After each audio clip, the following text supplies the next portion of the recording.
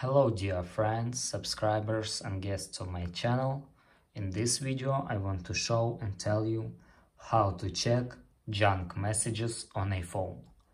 Please put your like, subscribe to my channel and share this video with your friends. And let's get started. So first we need to go to settings. After that scroll down and click messages.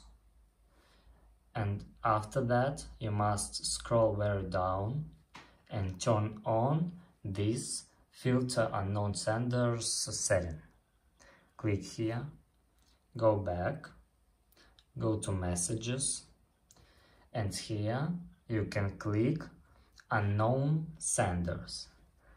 And here you can check junk messages on a phone. And that's all.